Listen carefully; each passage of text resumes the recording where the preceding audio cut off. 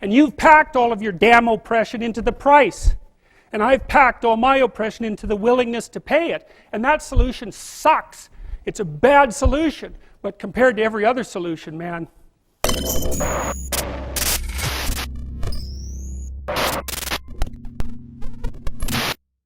It's like, well, I'm oppressed. It's like, yeah, you are. And, well, I'm oppressed too. Yeah, you're also oppressed. And maybe I'm even oppressing you, being part of this other marginalized group, but at least we share our oppression. Well, I'm also oppressed. Well, so am I. I'm oppressed too. It's like, okay, so here's a problem. There's a big problem here. The problem is, it's true. You're oppressed, you're oppressed, you're oppressed, you're oppressed. God only knows why. Maybe you're too short, or you're not as beautiful as you could be, or you know, your grandparent was a serf, likely, because almost everybody's great-grandparent was.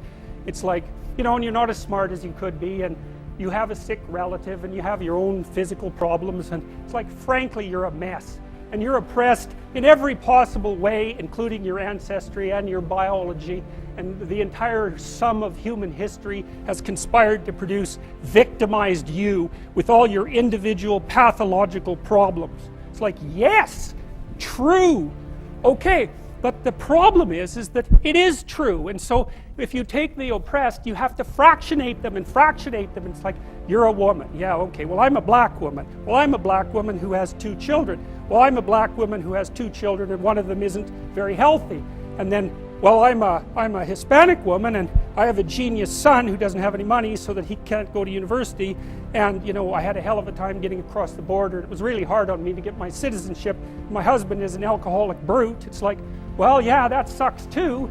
And so, well, so let's fix all your oppression, and we'll take every single thing into account, and then we'll fix yours too. We'll take every single thing into account. It's like, no, you won't, because you can't. You can't. It is technically impossible. First of all, you can't even list all the ways that you're oppressed. Second, how are you going to weight them? Third, who's going to decide? And that's the bloody thing. Who's going to decide? That's the thing. Well, what's the answer in the West? It's like, in free markets, oh yeah, Christ, we'll never be able to solve this problem. No one can solve it. What are we going to do about that? We're going to outsource it to the marketplace. You're going to take your sorry, pathetic being, and you're going to try to offer me something that maybe I want.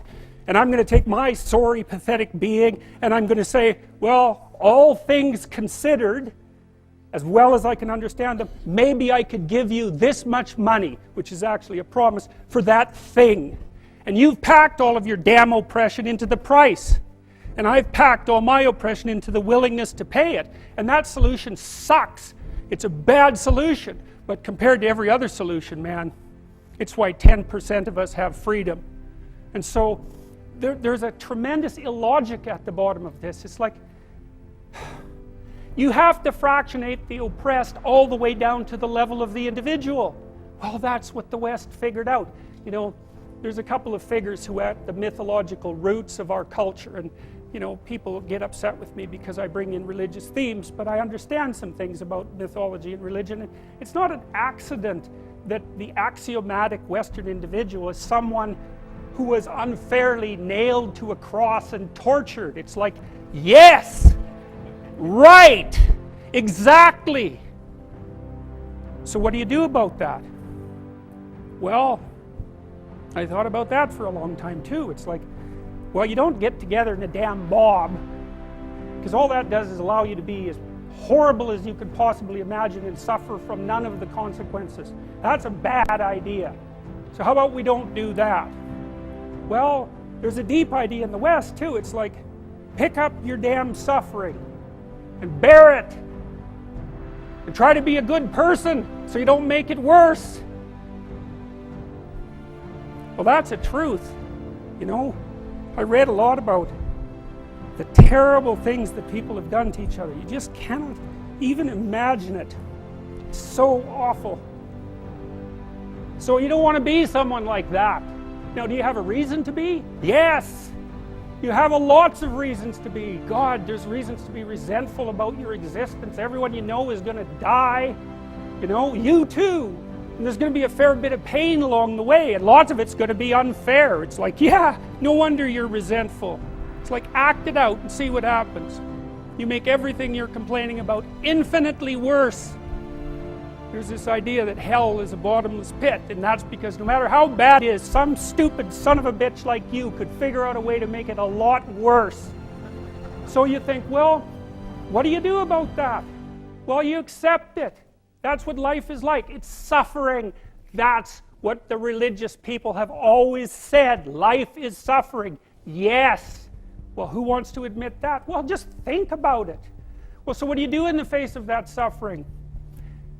Try to reduce it. Start with yourself. What good are you? Get yourself together for Christ's sake, so that when your father dies, you're not whining away in a corner, and you can help plan the funeral, and you can stand up solidly so that people can rely on you. That's better. Don't be a damn victim. Of course you're a victim. Jesus, obviously. Put yourself together. And then maybe if you put yourself together, you know how to do that. You know what's wrong with you, if you'll admit it. You know there's a few things you could like polish up a little bit, that you might even be able to manage in your insufficient present condition.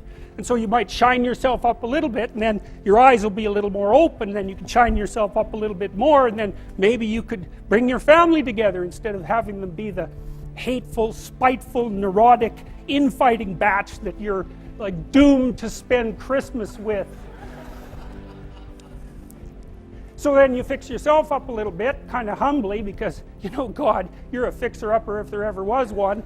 And then you got to figure out, well, can you figure out how to make peace with your idiot brother? And probably not, because he's just as dumb as you, so how the hell are you going to manage that?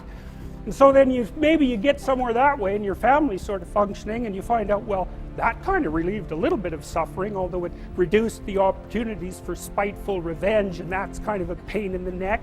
And so then you get your family together a little bit, and you're a little clued in then, at least a bit, because you've done something difficult that's actually difficult. You're a little wiser, and so then maybe you could put a tentative finger out beyond the family and try to change some little thing without wrecking it. It's like, our society is complex, and we teach our students that they could just fix it. It's like, go fix a military helicopter and see how far you get with that. It's like, what are you going to do? You're like a chimp with a wrench. Whack! Oh look, it's better.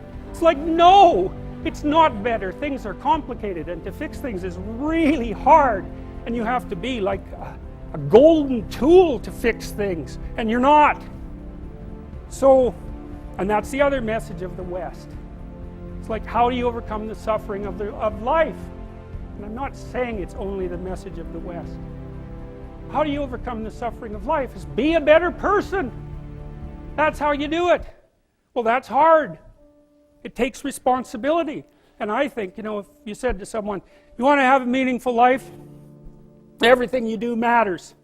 That's the definition of a meaningful life. But everything you do matters. So you're going to have to carry that with you.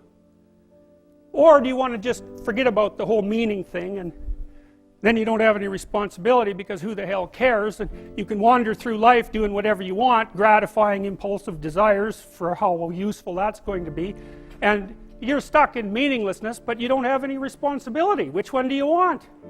Well, ask yourself, which one are you pursuing?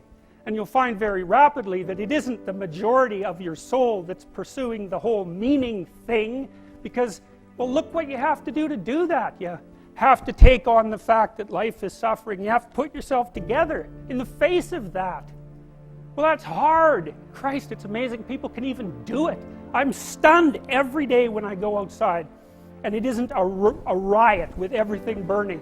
Because really, God, you talk to people, it's like, I knew this guy, he'd been in a motorcycle accident, and it really ruined him, and he was like a linesman, you know, working on the power, and he was working with someone who had Parkinson's disease, and they had complementary inadequacies, and so two of them could do the job of one person, and so they're out there fixing power lines in the freezing cold, despite the fact that one was 3/4 wrecked with a motorcycle accident and the other one had Parkinson's. It's like, that's how our civilization works. It's like, there's all these ruined people out there, they've got problems like you can't believe. Off they go to work and do things they don't even like, and look, the lights are on. My God, it's unbelievable. It's a miracle. It's a miracle. And we're so ungrateful. College students, the postmodern types, they're so ungrateful. You know, they don't know that they're surrounded by just a bloody miracle. It's a miracle that all this stuff works. That all you crazy chimpanzees that don't know each other can sit in the same room for 2 hours sweltering away without tearing each other apart, because that's what chimps do. So,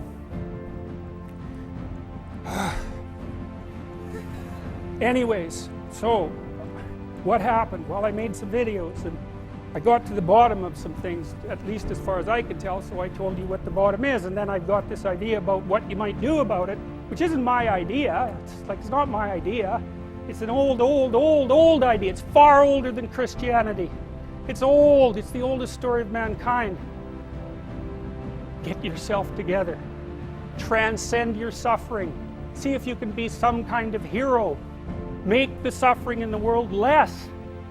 Well, that's the way forward, as far as I can tell, if there is any way forward. And that's what's under assault by the postmodernists. So look out, because they know exactly what they're doing, and they know exactly why they're doing it. And that's what it looks like to me. So, that's it.